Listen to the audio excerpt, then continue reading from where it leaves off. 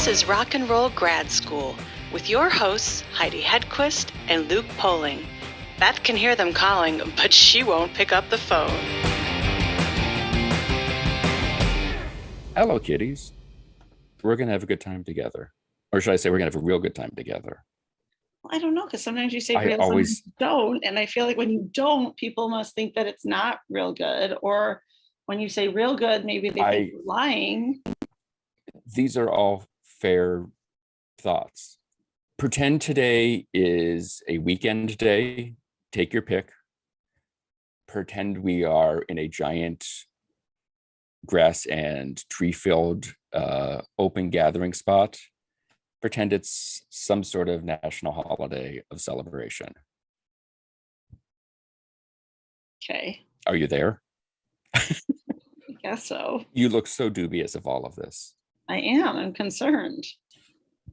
You know, I've been accused of taking too long to walk a joke into the landing. That was a pretty long one. I feel like if we get the chance to go around the block one more time, there's nothing wrong with that.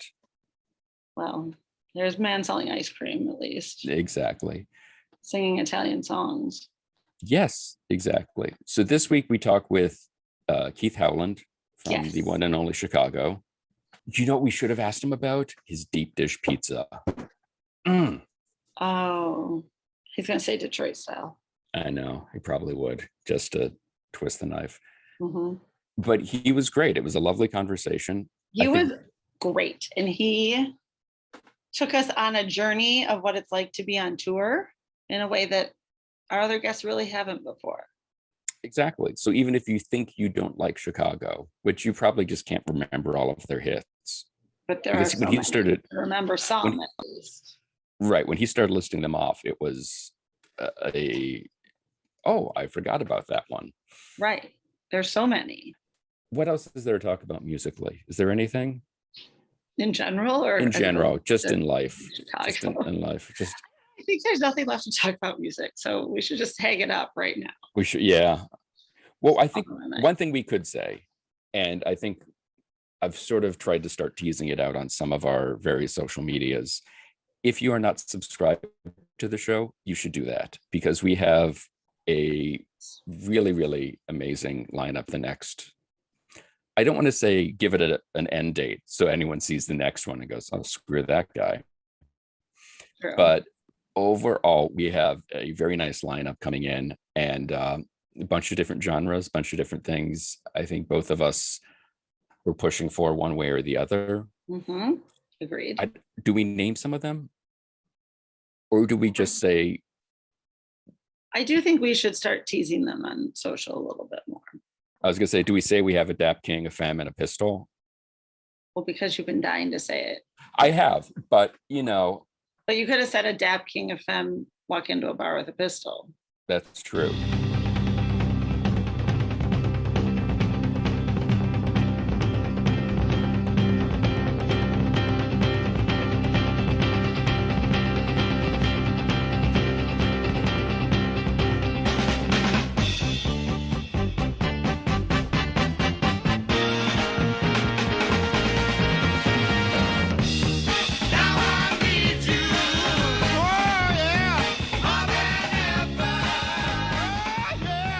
Good morning.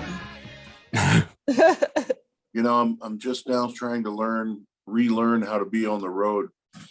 You know, last night we got on the bus and it was about a 7-hour bus ride, and I got in my bunk and with my iPad and started watching Star Trek reruns and football games and didn't sleep a wink.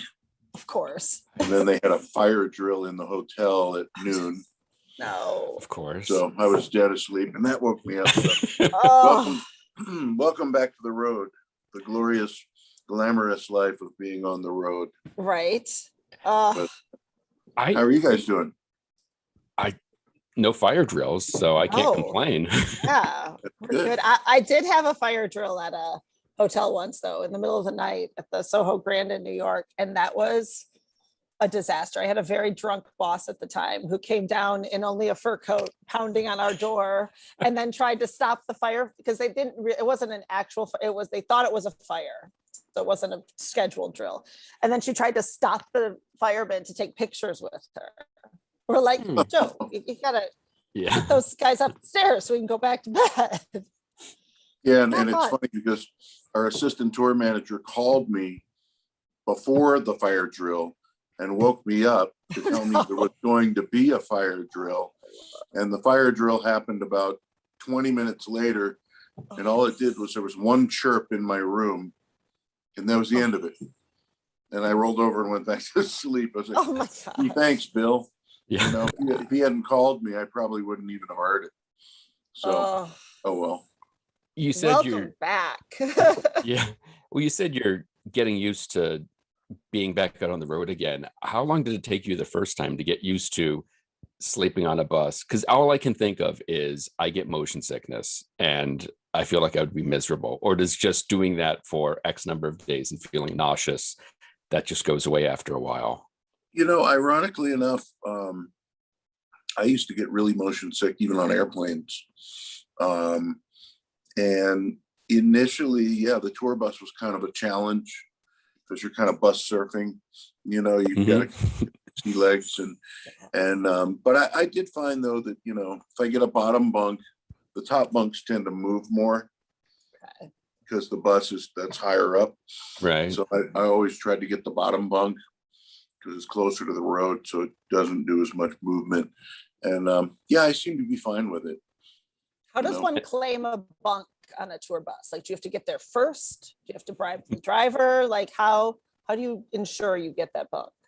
Well, you know what? I mean, ironically enough, when I first joined the band, so back then there were two buses. There was bus one and bus two. Bus number one was all the original guys.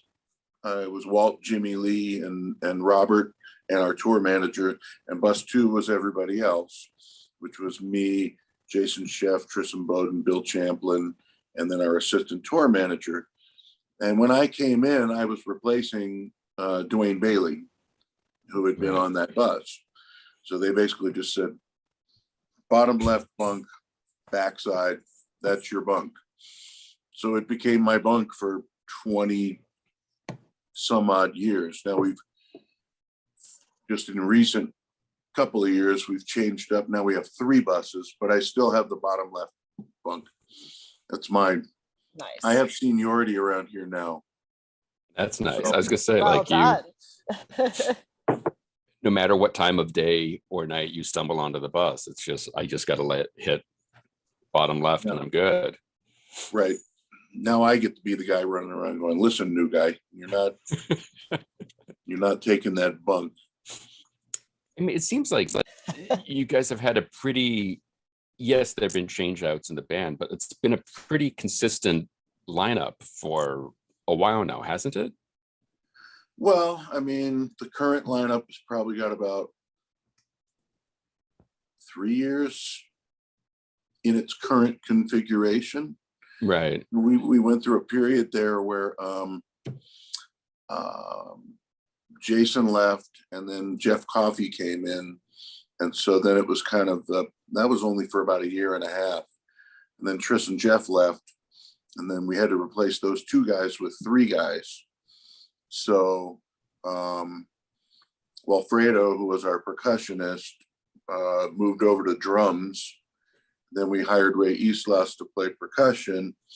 Then we got Neil to sing the tenor vocals and Brett to play bass. So it was a bit of a shakeup there when Jeff and Tris left. But no, I mean, the funny thing about this band is they don't hire anybody that's a hack.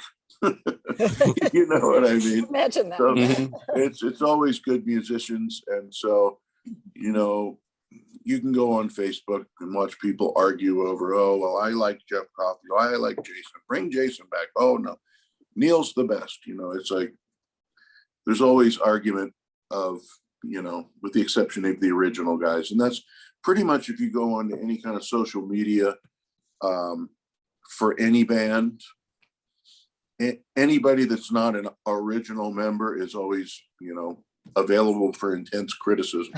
Right. Right. So, I mean, Ron. Sorry, I was going to say Ron Wood is still considered. He says he's the new guy in the Stones, and he's only been there 35 years now. Isn't that funny? So, and I mean, to say nothing of the guy that you replaced. I mean, I was just watching the documentary on the band, and so much of the early success and the heartbeat of that group was what Terry Kath brought to that band. And so you've got some very, very big shoes to fill. Well, I like to always say that the shoes that I had to fill were also worn and tried on by Chris Pinnock, Donnie Dacus, Dwayne Bailey. I didn't have the unenviable task of having to step straight into Terry Kath's shoes. Mm-hmm. You know, that would have been rough. But I had a 3 guitar player buffer between me and him, so that kind of took a little bit of the load off on that one. You know, like when Jason came into the band, I mean, he was 23 years old and he stepped right into Peter Cetera's spot, and that was the comparison. You know, and that's tough. And he was 23. He was a kid. Yeah. You know, I was 30. Still a kid. This is my 27th trip around the sun with these guys. That's crazy. I'm not a young buck anymore. None of us are. But that, you know, also to kind of your earlier points about, you know, how the everyone's up for that criticism whenever anyone new comes in. But when you see your shows, it certainly doesn't translate to them not wanting to be there. I mean, your band is so beloved. You have come in and just, I think for any group of musicians with intensive, incredible musicians that you guys have, and putting it out and all of that to maintain and continue to grow your fan base is unreal. Yeah, you know, one thing I will say, you know, and I'm not going to point fingers at any legacy acts or anybody, but I do feel that, you know, this band has consistently brought an energetic show, Right. And you know, we don't sound like an old band. You know what I mean? Mm-hmm. And I was just actually watching on YouTube. I saw a couple clips of my buddies over in the Doobie Brothers who are out right now with Michael McDonald back in the saddle, and man, they're throwing down. I mean, I was so proud of them.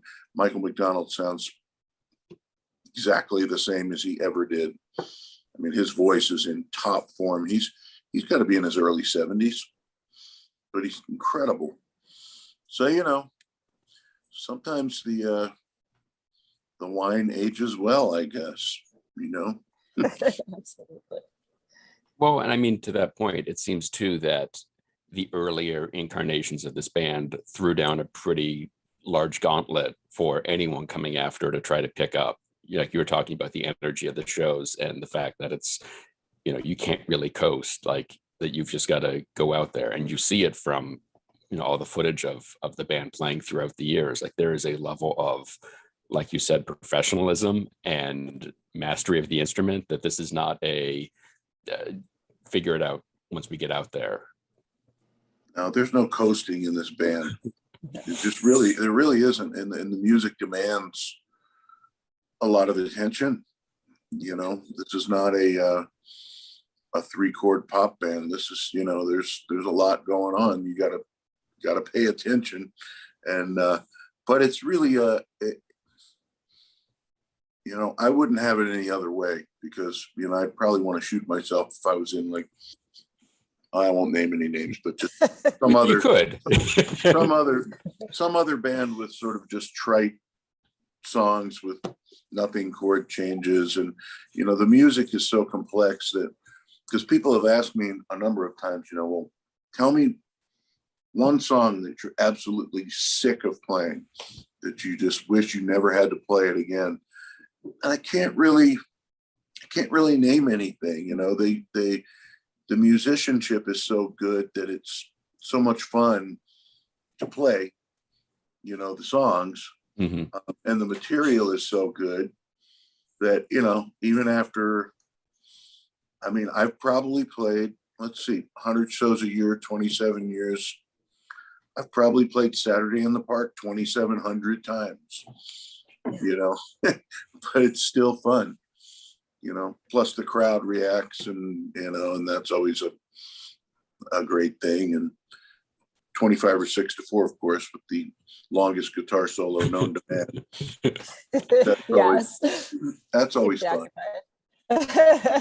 How long did it take you from joining to figure, all right, I feel pretty confident about going out here and doing this? Just to learn the style and the, you know, to say nothing of just chord progressions. You know what? I grew up listening to this band. It was in my DNA, you know, pretty much. So when I got called for the audition, or when I busted in on the audition, you know, it was kind of like being home for me. It was like the music was, like I say, it was ingrained in me. All I really needed to do was just kind of sit down and get it under my hands, because it was all up here. And, you know, except for the first few shows where I was just sort of, I don't know if terrified is the right word, but I mean, we had one rehearsal before I played my first live show with the band. And we played through the set, and, you know, they had booked a week of rehearsals. And the first day we played through the show, and all the guys looked at each other and went, I don't know, see you in Vegas. And I went, can we play through the show one more time, please? So we did a second run through. And then the next time I played with the group was like 3.5 weeks, you know, later in Vegas. And I practiced a lot, though. I was going to say, what was that lead up like those 3 weeks on your own? Was it just morning, noon, night practicing, or was it just already so in your soul it was not too bad? I was putting in probably 6-7 hour days playing these songs over and over and over. I wanted to make sure that it was so ingrained that, you know, once the lights hit me, I wasn't going to, you know, flip out and forget. So, you know, but that's the last time I ever had to rehearse that hard. You know, now right. I'm probably guilty of maybe, let's just say during the pandemic, in that 1.5 years we were off, I didn't pick my guitar up very often. You know, I kind of had to work myself back into shape. About a week before we went back out on the road, you know, I got the guitar on and started playing, and, you know, my fingers were bleeding and my calluses were gone, and, you know, but it came back. So I'm okay now. How often do you guys change up the set list? Because Jimmy Buffett has what he refers to as the songs he has to play if he wants to leave the venue alive. And you guys certainly have a list of songs that people are expecting to hear. But how much outside of that do you guys get to kind of play around with stuff? How much of it is the kind of original members being like, let's dig this up? Or is it the new guys being like, you know what, I would love to take a shot at something off, you know, the second or third record? Well, I mean, I don't know if you're aware or not, but 3 years ago, I think 4 years ago, we did the entire second record as the first set of our show, right? Mm-hmm. And then did a greatest hits thing in the second set. And even I, as degenerate of a fan of all the obscure stuff, was thinking to myself, really? I'm not sure about this, you know, how is this going to go over? And you saw people posting online saying things like, all they did for the first set was their new music. You know, they didn't even realize that it was, you know, an old album, or, and, you know, and then the hardcore fans that always are critical that we don't do enough deep cuts.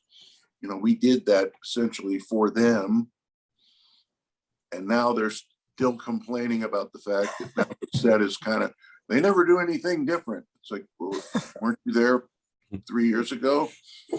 We did a lot different. But you know, I've lobbied from time to time and say, you know, hey, can we like just find a slot in a show where maybe we like rotate just an obscure album cut, you know, just maybe have 4 or 5 of them rehearsed and just rotate them night to night, you know, and then the fans will get excited about it and, you know, seem to want to, you know, these guys have learned over the years. And it's funny, I've been in the band long enough now that I like I say, I used to kind of be kicking and screaming about, you know, oh, we've got to play. You know, there was a year, it was like 2001. I think I'd been in the band 6 years. And I got actually lobbied and got hit by Varese from the 5th album put into the set, which is, you know, odd time and, you know, a lot of improvisation, horn solos. We played it twice and they went, it's not working. People were getting up to go get drinks and, you know, so we pulled it. And, you know, supposedly years and years ago, Terry Kath in the 70s wanted to go out on the road and do nothing but sort of like, I don't know if I'd call it jazz improv, but like, you know, more jammy, just long extended improvisations and that kind of thing. And they were losing their audience. And at that point, you know, they realized, you know, that worked in like 1969, but in 1975, after all the hits the band had, people were coming to hear Saturday in the Park and Just You and Me. And, you know, they want those, so much to their dismay, you know, I could sit here and probably put you together a set list of hit songs that we're not playing that could support a show. Right. You know what I mean? I mean, we're not playing I Don't Want to Live Without Your Love, You're Not Alone, Along Comes a Woman, Love Me Tomorrow, Stay the Night, Baby What a Big Surprise, No Tell Lover. I mean, there's tons of hit songs that we can't even fit in, and we're doing 2.5 hour show. You know, nice problems to have. I mean, those are right. Quality problems, indeed. Fabulous. You know, and then, but we're doing things like, you know, like Introduction, and you know, there are things in there that are a little more proggy, doing the whole ballet. You know, 12 minutes of twiddly bits and hits. Yeah. So. See, nobody's getting up to get beer then. No, not well. Yeah. Somebody's always getting beer. That's true. That's true. I mean, it doesn't matter what you're playing, somebody's getting up for beer. Can't help it. I almost jumped in on a thread on Facebook yesterday. You know, some people just, you know, the band's been around for 54 years, right? So as one guy just kept, it was in a thread, and this guy just kept chiming in and saying, they're just a cover band. They're just a cover band. They're just a cover band. Bring Peter, Danny, and, you know, Donnie Dacus back. They're just a cover band. And it's like, I wanted to just reply and say, please don't come see us. Thank you. You know, right. Just guess what? We're doing just fine without you. You know, and do you ever chime in? And the fact of the matter is, the majority of the material that we're playing on in the current set was either written by Robert Lamb or James Pankow. And they're both on stage, right? And then Lee, who's also an original member, playing trumpet, and he also wrote a couple of the hits that we're playing. So the only guy that's not standing up there that wrote stuff would be Terry Kath and rest in peace, he can't come back. Right. And Peter Cetera, who is retired. Yeah. So, you know, what are you going to do? Can't please everybody else. You can't. Have you ever chimed in, positive or negative? Have you ever just started chatting in one of those threads with fans? Only positively. Yeah. I try to stay away from, you know. But even positively, they have to freak out when you respond. Like, that has to be the coolest thing ever. I've jumped in on occasion. Tris, our drummer from previously, he used to get heavily involved in some of those, and he would kind of shut people down. It was pretty funny to see, because then all of a sudden people are like apologizing and, oh no, Right. You didn't really mean. It was a You didn't joke. really mean that.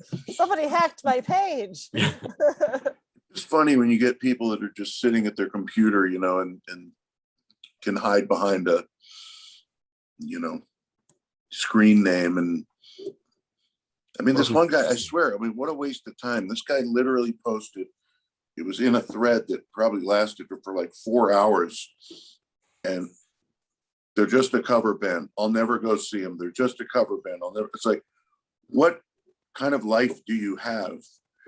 You know, what's the point with doing that? When you always see those things of somebody doing that, or somebody being just very negative and sort of like trying to kind of just undercut everybody. And then when somebody, in this instance from the band, goes, well, we're good then. Suddenly this like realization of, oh, I didn't realize that you guys were looking at this. Like Right. I didn't think that. Right. They don't realize that the band's actually seeing it. Right. And when you're on that bus ride for 7 hours, you got nothing else to do but sit there and read this stuff. Right. Well, you know what? I've learned over the years too to try not to, you know, I know guys that actually go around digging for that kind of stuff. You know, they want to find, they're looking for the, you know, the positive things, but then they come across the negatives too. Right. And the fact of the matter is none of us are going to come off unscathed. Right. And, you know, and I learned a long time ago that if you're going to read your good press and then wear it and feel good about it, then you have to read your bad press and kind of wear that too. So, you know, I know there was another thing I had to learn a number of years ago, that I know when I've had a good night and when I've had a bad night. And I know when I feel good about how I played or how I performed and when I didn't. And fortunately, there's less bad nights than good nights. But every once in a while, your biorhythms are off, you're a little off your game, whatever. And in a band of 10 guys, nobody really notices because, you know, you're being carried by everybody else. And, you know, somebody will come up to me after the show and say, man, you sounded great tonight. And I used to say, like, nah, you know, I didn't have a good show tonight. And then I realized, you know, what I'm saying is you don't know what you're talking about. You know, it's almost insulting to say that. So I learned now to keep that to myself and just say, thank you. You know, glad you enjoyed the show. Now I'm going to go on the bus and cry.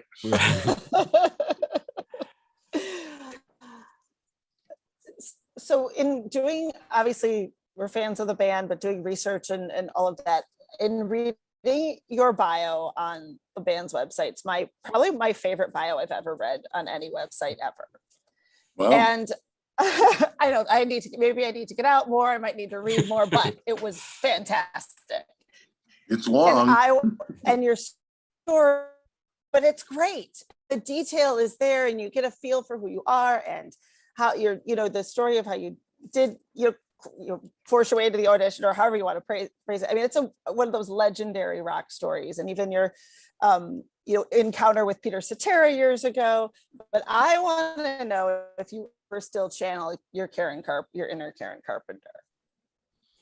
Oh, she's always in there, of course. Sometimes I'll wrap the microphone cord around my fingers just for old times sake.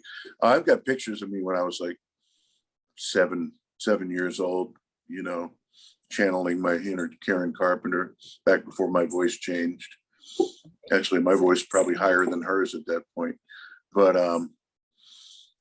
no, I was the Carpenters were probably the first. The Carpenters and the Beatles.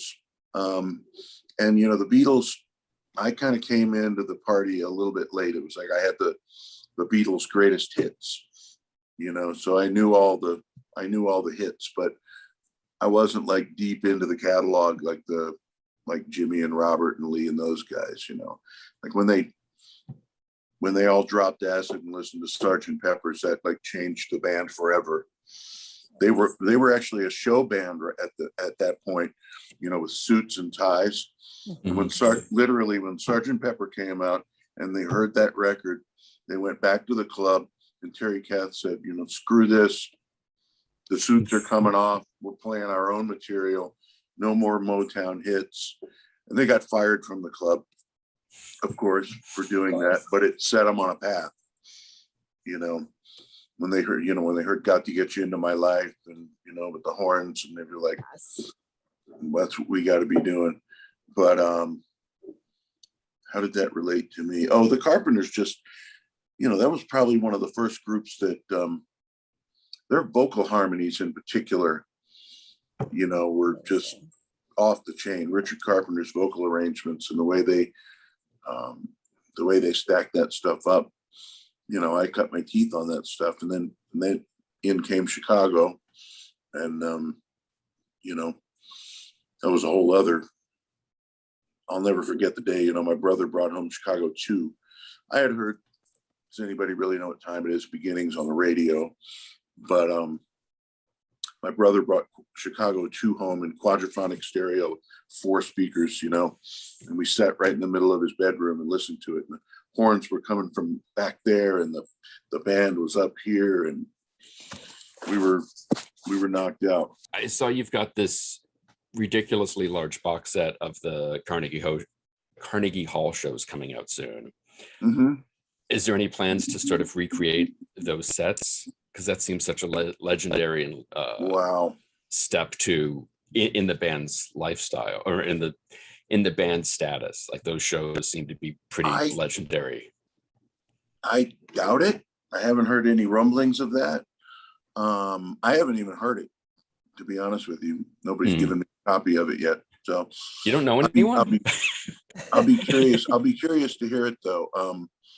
Because, you know, that record always for me was, you know, the audio quality was kind of not great. The horns sounded real thin and small, and that room is not really made for a rock band, Carnegie Hall, you know, and they were a rock band. So I don't know whatever Lee and Tim Jessup did to kind of clean it up and make it sound warmer and fatter and bigger. And plus, you know, they recorded every night they were there, and I don't remember how many nights it was, but you know, so they cherry picked the performances for the one record, so you actually get to hear you know, variations on the theme, as it were. That's what I'll be curious to hear, because I know you know, Terry was sort of a wild child, in the sense that I don't think he really ever played anything the same way twice.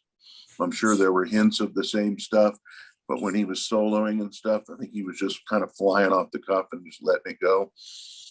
I tend to be a little bit more, I find things that work and kind of stick with them, you know, so I'm not quite as, but then again, the band is a little different now than it was back then, you know. It was, so I'll be just kind of curious to hear from almost like a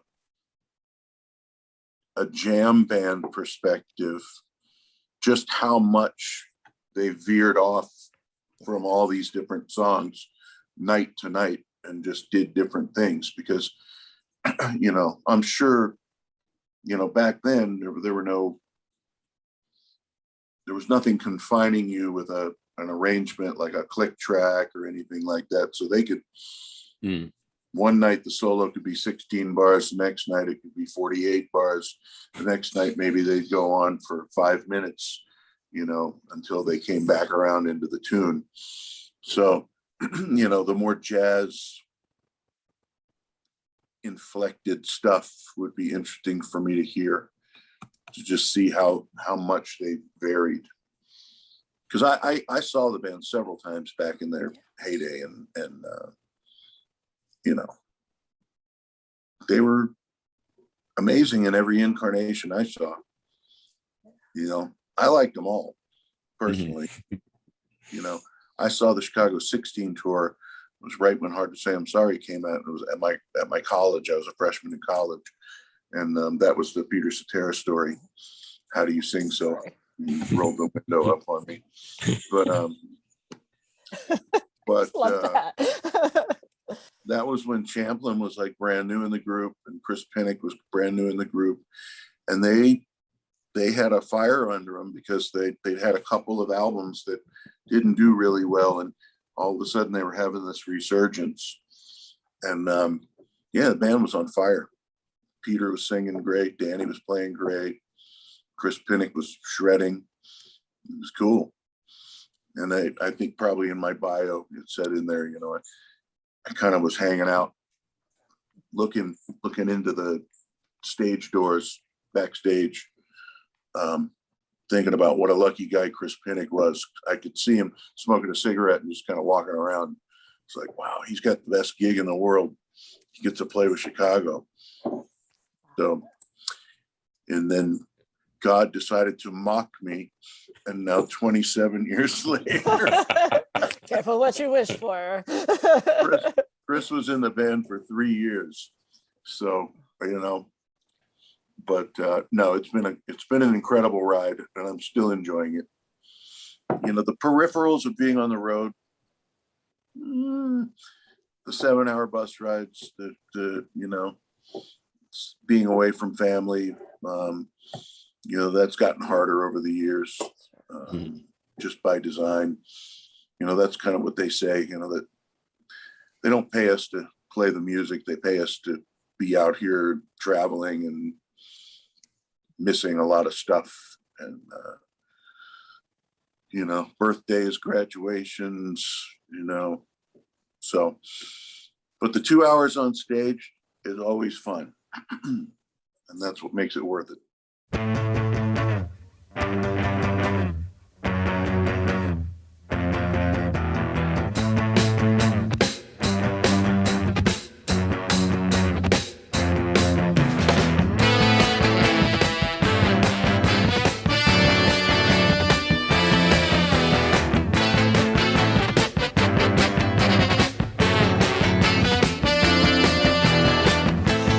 Waiting for the break of day. Chicago is on tour right now, so if you're looking to see Keith and the band in the Carolinas, Columbus, or Topeka, check out their website, chicagotheband.com. You can check us out on all the various socials. Be sure to visit our website at rockandrollgradschool.com, and don't forget to leave us a review. Today's show is produced by myself and Heidi Hegquist. Our reluctant producers are John Sauvé and Sandy Stone. Our willing producers are Rachel Allen and Randy Jeanette. Our intern is Zach Jackson. This one's for Philippe. Thank you, good night, and may all your favorite bands stay together.